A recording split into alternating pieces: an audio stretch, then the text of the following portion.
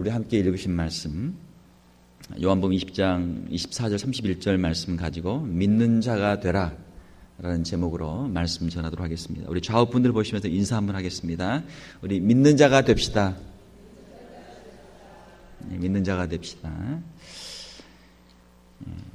지난 한 주간 동안 고난주간을 지내면서 참 하나님의 그 은혜를 더 깊이 체험할 수 있었고 또 그 고난주간 은혜 중에 보낼 수 있어서 감사를 드렸습니다. 또 저희 교회 어제 많은 분들 나오셔서 교회를 열심히 청소를 하시는데 앞뒤 또 실내 실외 교회가 더 깨끗해지지 않았나요? 많이 깨끗해졌죠. 열심히 수고하신 분들께 감사를 드립니다. 교회를 사랑하는 마음, 주님을 사랑하는 마음인 줄 믿습니다. 지난 한 주간 동안 한국에서는 참 안타깝게도 뜻하지 않은 사고가 있었죠. 지금도 많은 가족들이 실종된 자녀들 또 가족들을 찾고 지금 애타게 그렇게 구조를 지금 기다리고 있습니다. 점점 이제 그 구조의 확률이 점점 낮아지는데 좀 안타까운 마음으로 우리도 그 남아있는 생존자들의 빠른 그 구출과 또 그 모든 일들이 다 잘 진행될 수 있도록 우리도 함께 기도를 해야 될 줄 믿습니다. 오늘 우리 함께 읽으신 말씀 요한복음 20장 24절 31절 오늘 본문 말씀은 예수님께서 부활하신 후에 제자들에게 여러 번 나타나셨습니다. 그런데 주님께서 제자들에게 나타나실 때 거기에 없었던 사람이 있습니다. 그 사람 이름이 누굽니까? 도마는 예수님께서 제자들에게 나타나실 때 그 자리에 없었어요. 그래서 다른 제자들은 우리는 다 예수님 만났다. 예수님이 다시 사셨어, 부활하셨어. 이야기를 하는데 도마는 그게 도무지 믿어지지 않는 거예요. 어떻게 죽은 사람이 다시 살 수 있느냐. 내가 직접 눈으로 보기 전에는 나는 못 믿겠다 하고 도마는 그렇게 이야기를 했습니다. 이 세상에는 부활은 없다라고 생각하는 사람들이 많이 있습니다. 더 대다수의 사람들이죠. 부활을 믿는 사람보다는 믿지 않는 사람들이 더 많이 있습니다. 그들은 말하기를 부활은 없다. 죽으면 다 끝이다. 부활이 없다. 사람이 흙에 묻히고 불에 타면 다 끝이다. 네. 그러니까 세상 사람 안 믿는 사람들, 부활을 믿지 않는 사람들의 생각이죠. 그들은 말하기를 혹시라도 부활이 있다면 그것은 나는 죽는 것이고 내 자녀들을 통해서 생명이 이어지는 그 정도 자녀들이 다시 태어나고 자녀들이 자라는 걸 보면서 그래 나는 썩어서 나는 죽지만 내 생명이 우리 자녀들에게라도 이어지니까 이런 걸 부활이라면 부활을 할 수도 있겠지 그렇게 이야기를 합니다. 또 어떤 사람들은 말하기를 부활이 없다라고 하는 사람들은 우리 육체는 다 썩어 없어지는 것이고 남는 것은 그 사람의 생각, 그 사람의 사상만 남기 때문에 그 몸은 다시 부활할 수 없고 위대한 사상을 가졌던 사람의 그 생각이 세상에서 잊혀지고 묻혀졌다가 어떤 때 어떤 계기를 통해서 다시 한번 그 사람의 그 숭고한 생각이나 그 사람의 사상이 다시 일어나게 되면 이것을 우리가 부활이라고 할 수 있지 않겠느냐. 사상의 부활을 말하는 사람도 있습니다. 과거에도 문의 부흥, 르네상스라는 것이 있었죠. 고대 그리스 로마의 그 찬란했던 문화가 한 1000년 이상 이것이 감춰져 있다가 한 1000년 만에 다시 그리스 로마의 문화들이 일어날 때 이걸 우리가 이제 가르쳐서 르네상스다, 문의 부흥이다 그렇게 이야기를 합니다. 자, 우리가 어떻게 생각을 하든지 간에 우리에게 더 이상 부활이 없고 우리의 육체가 우리의 영혼이 이대로 살다가 다 없어진다면 지난주도 제가 장례식을 했는데 요즘은 한국에서는 또 화장을 많이 하잖아요. 크리메이션을 많이 하기 때문에 화장 불로 다 태워가지고 그걸 다 빻아가지고 한 줌에 가루가 남으면 그거 그냥 나무 밑에다 심어주고 조그마한 이 단지에다가 거기다 담아서 그냥 유리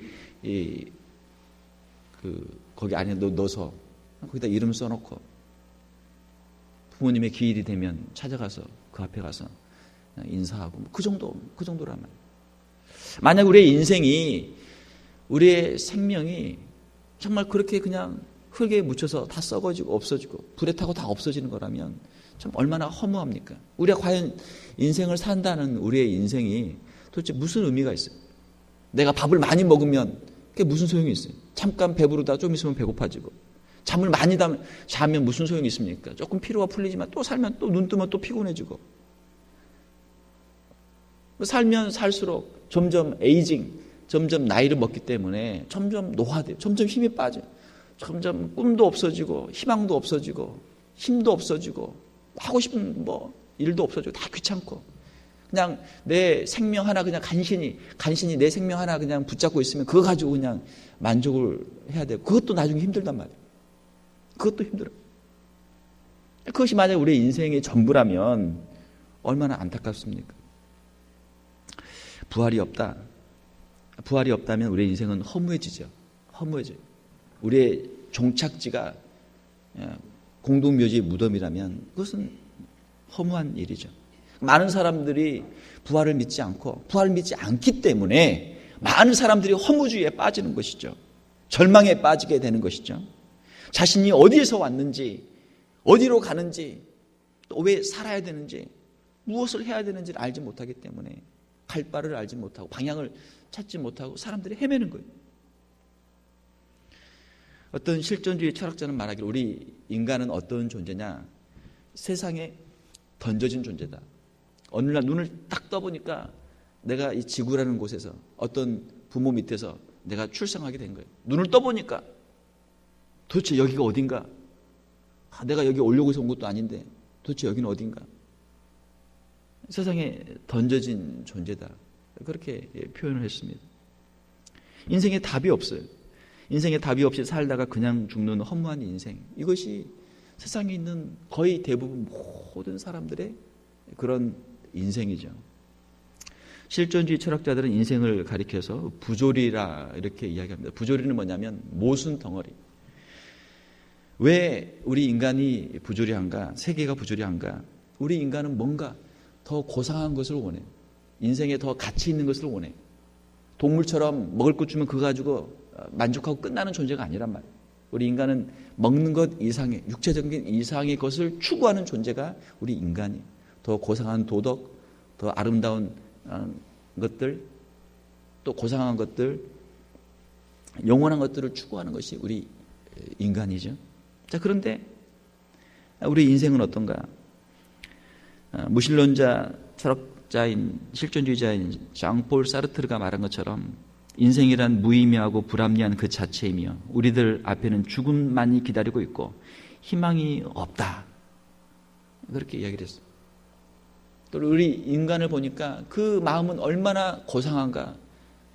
높은 것을 추구하지만 결국은 인생은 그것을 얻지 못하고 허무한 대로 죽음으로 가는 것이 우리 인생이니까 우리 인생이 얼마나 참 부조리한가. 이 세계가 얼마나 부조리한가. 이것이 이제 20세기 실존주의 철학자들의 아주 큰 주제죠.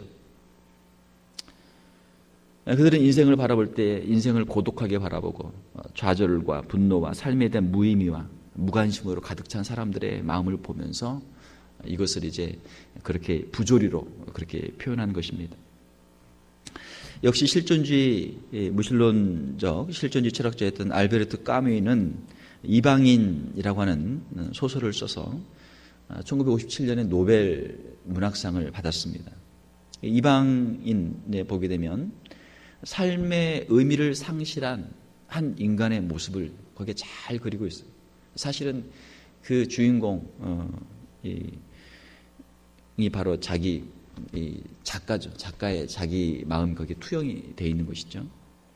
알제리에서 다람쥐 쳇바퀴를 도는 듯한 무의미한 일상생활을 살던 평범한 월급쟁이 메르소라고 하는 이 주인공이 등장합니다.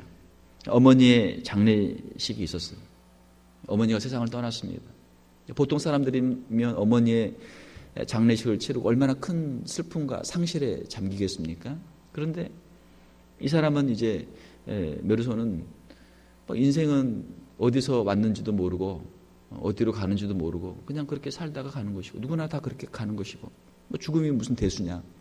나름대로 어머니의 죽음도 초연하게 그렇게 대하고 아주 무관심하게 자기 어머니의 장례식을 마치고, 그리고 바로 그 이튿날 해수욕장에 가서 해수욕을 즐기고 또 코미디 영화를 보고, 장례식 바로 다음에 말이죠. 또 자기 여자친구와 밤을 보내고 그렇게 그냥 또 사는 거예요. 그리고 바로 그 다음 일요일에는 해안에서 이렇게 거닐다가 아랍인을 만나는데 그 아랍 사람을 그냥 아무런 이유 없이 그냥 쏴서 죽이죠. 그리고 살인범으로 체포가 됩니다.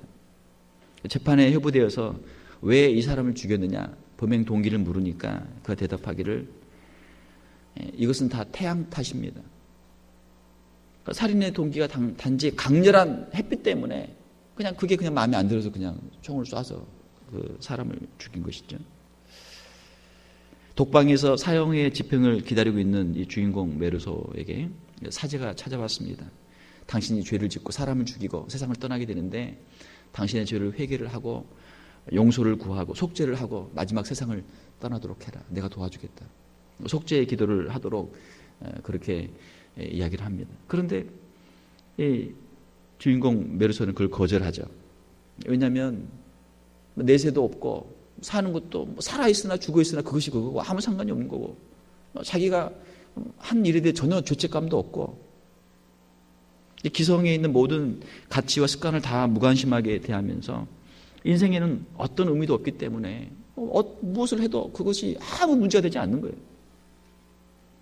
자신의 그 부조리한 의식을 그것을 신념으로 삼고 그 무신론적 실존주의의 어떤 가치관을 자기의 신념으로 삼고 그냥 끝까지 그렇게 사형장에 가는 것이죠. 이렇게 하고 끝납니다. 이 주인공 메르소는 자신의 삶의 의미를 찾지 못하고 살아가는 작가 자신의 초상화이고 또 인생의 의미를 찾지 못한 채 무의미한 인생을 살아가는 현대인들의 모습을 거기에 아주 자세하게 전형적인 모습을 거기에 좀 극단적인 과장된 모습으로 거기에 그린 것이죠. 이것이 이제 많은 사람들에게 감동을 주어서 이게 바로 우리의 모습이구나. 그걸 깨닫고 사람들이 이 까미에게 노벨상을 수상을 하게 된 것이죠. 알베르토 까미는 노벨상을 수상한 후 3년 후에 46살의 나이로 교통사고로 또 허무하게 세상을 떠나게 됩니다.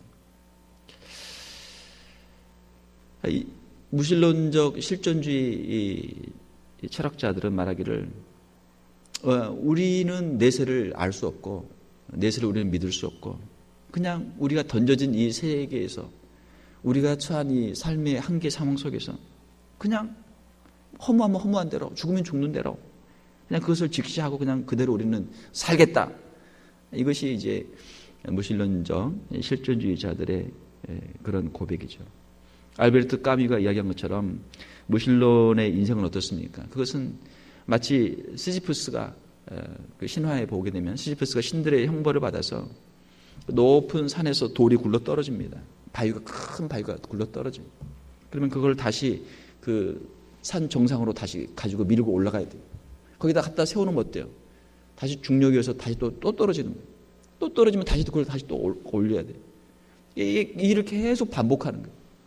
아무런 의미가 없는 일, 그 일을 반복하는 것, 이것이 이제 신들이 그 시지프스에게 내린 형벌 아닙니까? 마치 우리 인생이 그와 같다는 거예요. 내가 이것을 왜 하는지, 이것이 과연 나한테 무슨 의미가 있는지, 이거 해도 되고 안 해도 되고, 해도 별 의미도 없고, 그렇지만 또 하긴 해야 되고 말이죠. 그게 나한테 주어진 의무니까. 그렇게 살다가 그냥 그렇게 가는 것이죠.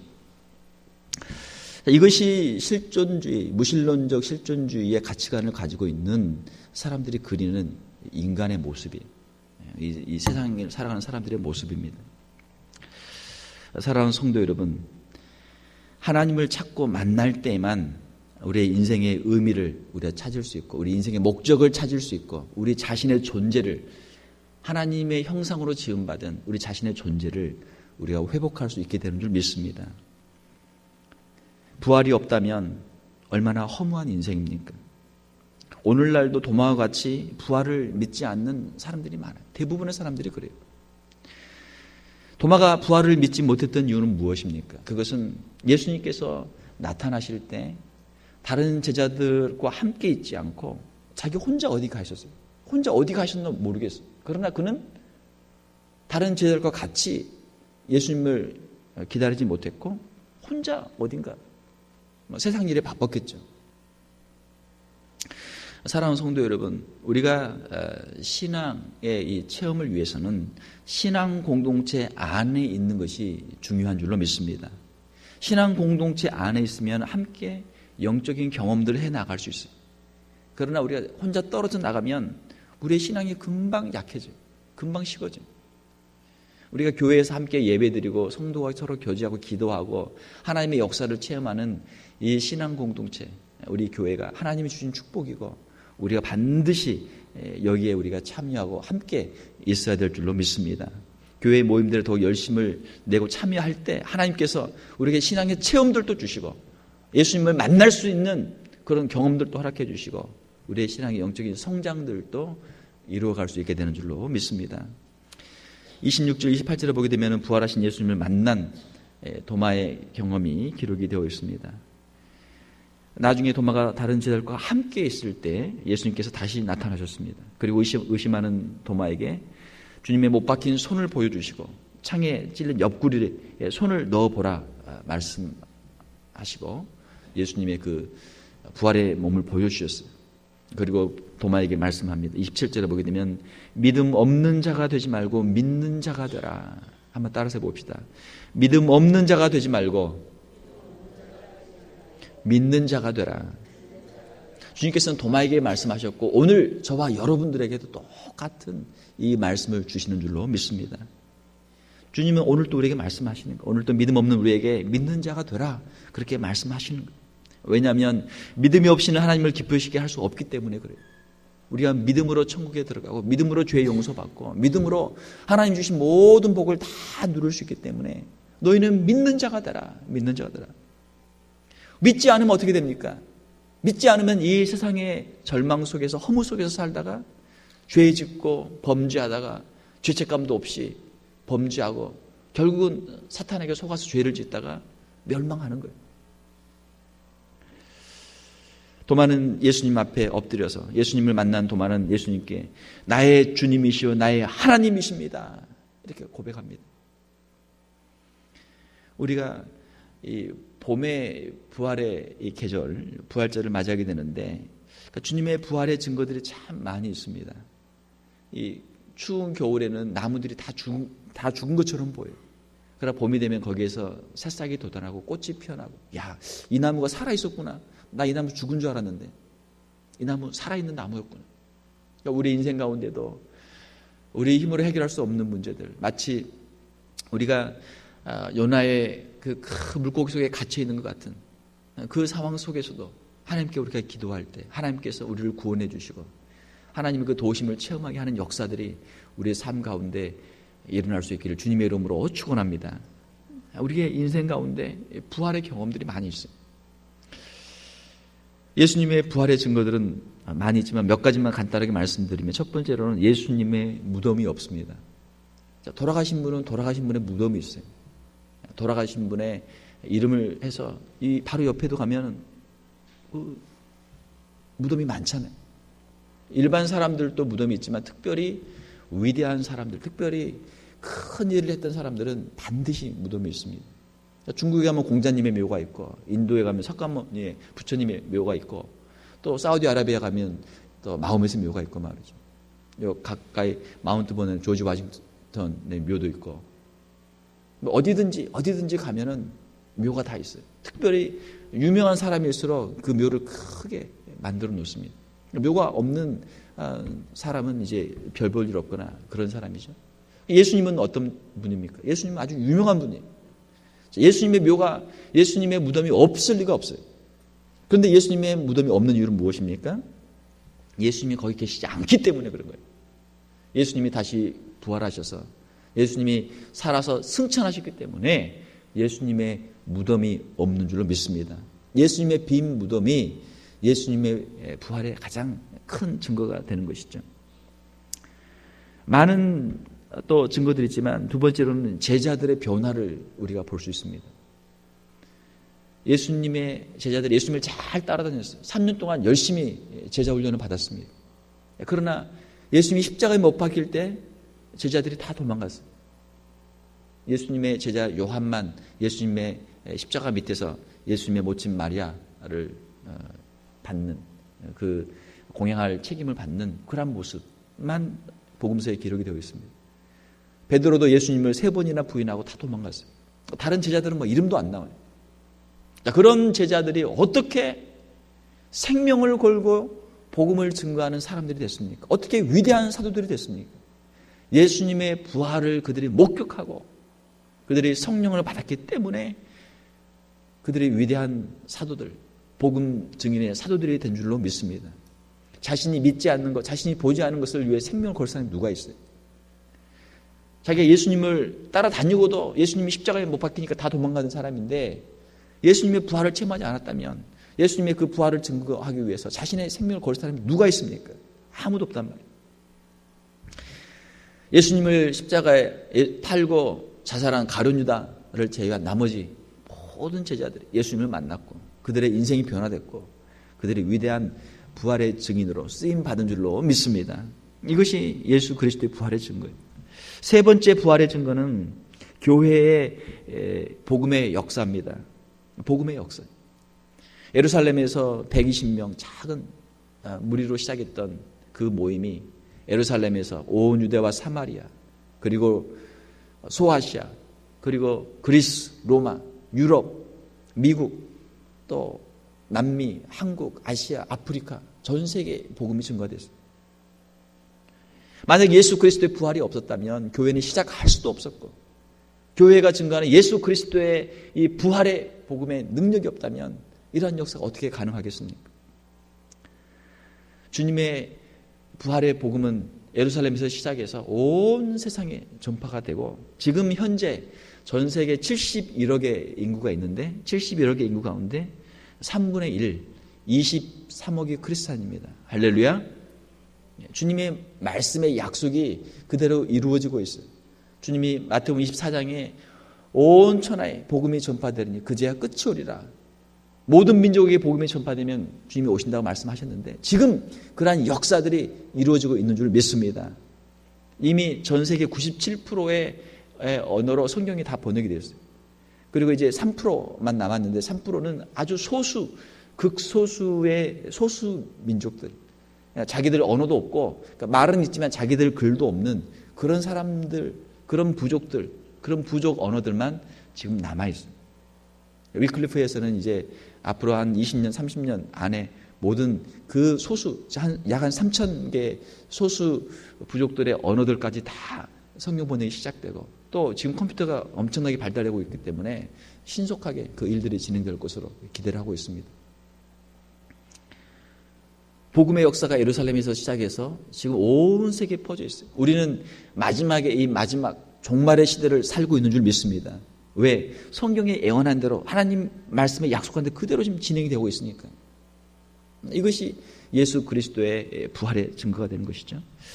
마지막으로 네 번째로 부활의 증거는, 예수님의 부활의 증거는 우리 성도들의 변화된 삶의 모습입니다.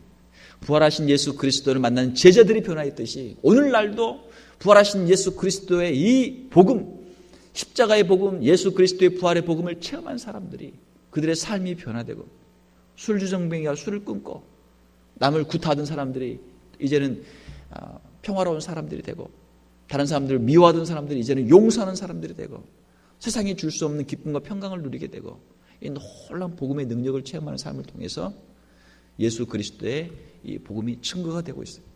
사랑하는 성도 여러분, 저와 여러분들이 바로 예수 그리스도의 부활의 증거들인 줄로 믿습니다.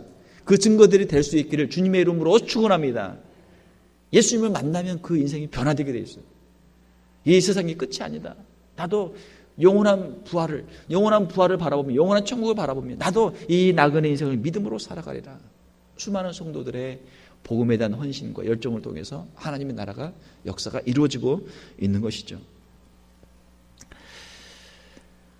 예수님을 만난 도마는 담대한 부활의 증인이 되어서 전승에 의하면 도마는 이후에 인도까지 가서 주님의 부활을 증거했다라고 합니다. 믿음 없는 사람들, 예수님을 믿지 못했던 사람들이 예수님을 만나고 그들이 변화되어서 부활의 증인으로 살아가는 모습은 우리가 얼마든지 볼 수 있는 것이죠. 잠언 8장 17절을 보게 되면은 나를 사랑하는 자들이 나의 사랑을 입으며 나를 간절히 찾는 자가 나를 만날 것이니라. 우리가 주님을 사모하고 주님 앞에 나오면 주님께서는 우리를 만나 주시는 줄 믿습니다. 오늘 우리 새벽에 부활절 새벽 예배를 드렸는데 예수님을 맨 먼저 만난 사람이 누구예요? 막달라 마리아, 또 베드로와 또 요한. 그래도 제일 열심히 있었던 사람들이 제일 먼저 부활하신 예수님을 만난 거예요. 이 세상에 있는 수많은 사람들이 있지만 우리가 허무한 가운데 멸망하는 존재들이 아니고 우리가 믿음을 가지고 우리가 영원한 생명을 가지고 살아갈 수 있는 저와 여러분들이 될 수 있기를 주님의 이름으로 축원합니다. 오늘 함께 읽으신 말씀 29절에서 31절을 보게 되면 믿는 자에게 주시는 축복의 약속이 있습니다. 예수님은 도마에게 말씀하시길 너는 나를 본고로 믿느냐? 보지 못하고 믿는 자들은 복되도다. 주님은 그렇게 말씀하십니다. 물론 우리는 예수님을 우리의 눈으로 도마가 본 것처럼 예수님의 손을 보거나 못 박힌 손을 보거나 옆구리에 창자국을 우리는 보지는 못했어요. 우리는 하나님의 말씀을 통해서 성령님의 인도하심을 통해서 우리는 영적으로 우리는 부활하신 주님을 만나게 되는 것이죠. 주님과의 만남은 신앙 안에서의 영적인 만남입니다. 십자가에서 달리신 예수님을 영적으로 만날 때 우리가 죄의 사함의 은혜를 체험하게 돼요. 부활하신 예수님을 우리가 영적으로 만나게 될 때 부활의 소망을 우리가 갖게 되고 영원한 천국의 소망을 가지고 나그네 인생을 우리가 믿음으로 살아가게 되는 것이죠. 성경에 보게 되면 사도 바울은 예수 믿는 사람들을 핍박하다가 다메섹으로 가는 길에서 부활하신 예수님을 만나고 사도가 되었습니다. 사도 바울은 부활하신 주님을 만난 후에 자신의 모든 것을 다 버리고 이제는 예수 그리스도의 십자가와 부활을 증거하는 삶을 위해서 자신을 온전히 헌신하는 모습을 우리가 보게 됩니다.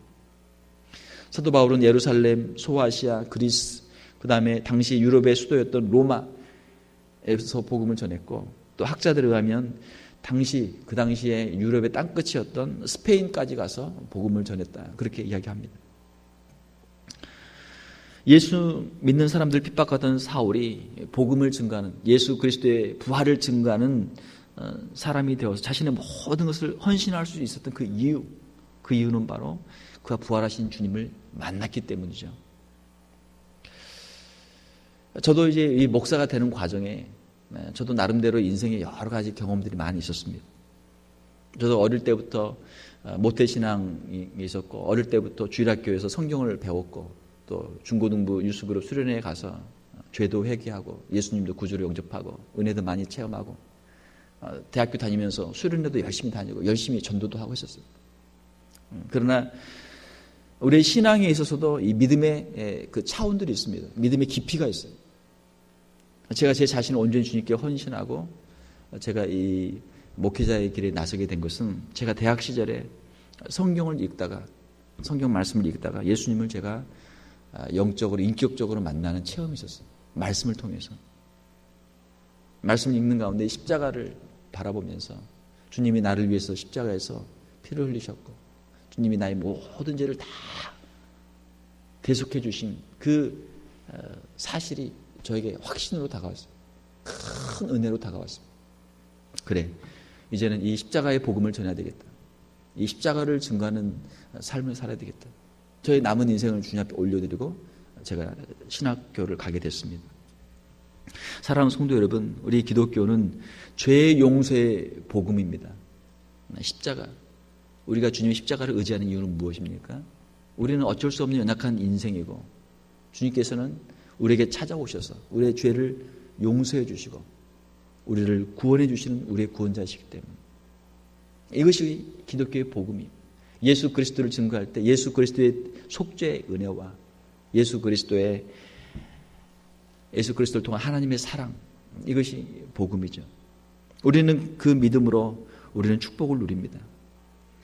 오늘 본문 말씀을 보게 되면 31절에 성경은 기록하기를 예수님이 행하신 많은 표적들이 있는데, 기적들이 있는데 예수께서 하나님의 아들 그리스도이심을 믿게 하려 하기 위해서 이것들을 기록했다 말씀합니다. 이 성경을 우리가 읽고 예수님을 구주로 우리가 영접하고 믿어야 돼요. 또 너희로 믿고 그 이름을 힘입어 영생, 생명을 얻게 하려 아멘이라. 영원한 생명. 예수 그리스도를 믿을 때 죄사함의 은총을 누리게 되고 그로 말미암아 영원한 천국의 생명을 우리에게 주신다라는 것입니다. 할렐루야. 예. 믿음은 하나님의 말씀을 통해서 생겨요. 말씀을 읽고 말씀을 들을 때 우리의 심령 가운데 믿음이 생깁니다. 말씀은 씨앗을 뿌리면 그 씨앗이 자라는 것처럼 우리 안에 믿음이 자라게 돼 있어요. 여러분들 성경 열심히 읽으시고 또 여러분 자녀들에게 성경 말씀을 나눠주시고 이웃들에게 하나님의 말씀, 성경을 많이 나눠주시기를 바랍니다. 봄이 되면 우리가 씨앗을 심잖아요. 꽃씨도 심고 여러 가지 채소, 야채들 우리가 씨도 심고 모종도 심습니다. 우리의 육체를 위해서 우리가 꽃을 심고 야채를 심는 것 이상으로 우리의 영혼을 위해서, 우리 자신을 위해서 하나님의 말씀을 심고 또 우리 이웃들에게 그 귀한 하나님의 말씀들을 나눌 수 있기를 주님의 이름으로 축원합니다. 믿음은 무엇입니까? 믿음은 하나님의 말씀을 통해서 생기는 것이고 성경을 읽는 가운데 우리에게도 믿음이 생겨요. 성경을 읽다 보면 창조주 하나님에 대한 믿음이 생기게 돼요. 하나님이 우주를 창조하셨구나. 그 하나님이 살아계시는구나. 그 하나님이 온 우주 만물을 다스리고 계시는구나. 그 하나님이 우리를 심판하실 것을 우리 믿는 믿음이 생기게 됩니다. 또한 성경을 읽다 보면 우리의 유일한 구원자 되신 예수 그리스도에 대한 믿음이 생기게 돼요. 십자가의 대속에 대한 믿음이 생기게 되고 주님의 부활에 대한 믿음이 생기게 되고 부활의 약속, 우리 성도들의 부활에 대한 믿음이 생기게 돼요. 주님이 다시 오신 그 재림에 대한 믿음이, 소망이 우리 가운데 생기게 되고 주님이 약속하신 영원한 생명, 천국에서의 영원한 생명의 소망이 우리 가운데 자라게 돼요. 성경을 읽다 보면 보혜사 성령님의 임재하심과 동행하심과 인도하심에 대한 믿음이 생기게 됩니다. 이것이 성경이 우리에게 주는 축복이에요. 믿음을 통한 축복이에요. 믿음은 성령님의 역사입니다. 믿음은 결단이고 믿음은 우리의 삶의 대전환이에요. 이제는 하나님을 향해서 살겠습니다.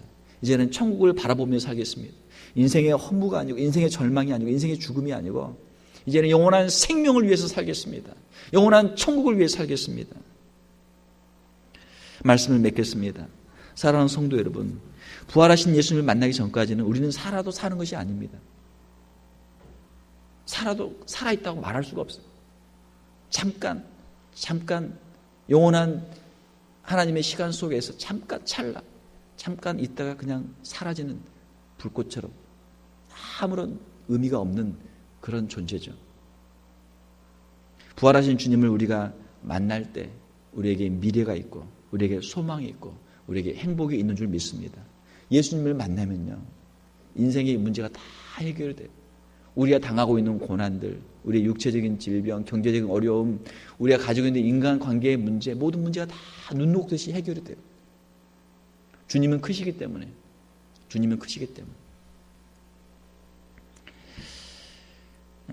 누가 그런 글을 썼어요. 주님의 은혜는 바다보다 넓고 바다보다 깊다. 주님의 그 은혜 가운데 잠기지 않을 것이 없다. 우리의 아무리 근심, 걱정, 염려, 무거운 짐이 있어도 주님의 은혜의 바다에다 그걸 던지면 그게 다 주님의 은혜 안에 다 가라는 거예요. 우리 눈에서 사라지고 오직 주님이 주시는 잔잔한 평화와 평강만 우리의 심령 가운데 임하게 되는 줄 믿습니다. 이것이 하나님에 대한 우리 성도들의 믿음, 그리고 이것이 바로 믿음에 대한 축복입니다. 부활은 있습니다. 이 세상이 끝이 아닙니다. 우리가 부활하신 예수님을 우리가 믿는 자가 되고 그 믿음을 힘입어서 영원한 생명의 축복을 누리는 저와 여러분들이 다 될 수 있기를 주님의 이름으로 축원합니다. 함께 기도하겠습니다. 하나님 아버지, 이 아침에 우리 주님께서 부활하신 그 부활절을 다시 한번 맞이하면서 우리의 마음속에 부활의 소망을 갖습니다. 이 세상에 무너지는 모든 것들, 잠시 있다 사라지는 것들에 우리의 마음을 두지 않도록 도와주시고 눈을 들어서 부활하신 주님을 바라보며 다시 오실 주님을 바라보며 영원한 천국을 바라보며 잠깐 있다 지나간 우리 나그네 인생을 믿음으로 승리하는 저희들 다 되게 하여 주시옵소서. 사도 바울의 말씀처럼 현재 우리가 당하는 고난은 장차 우리가 받을 영광과 좋게 비교할 수 없는 줄로 믿습니다. 영원한 천국을 바라보며 주님 주신 사명을 감당하며 많은 영혼들을 주께로 인도하며 우리의 자녀들을 주께로 인도하며 우리 이웃들을 주께로 인도하며 주의 몸된 교회를 힘껏 섬기다가 주님 앞에 설 수 있는 귀한 성도들 다 되게 하여 주시옵소서. 거룩하신 우리 주 예수님 이름으로 기도하옵나이다. 아멘.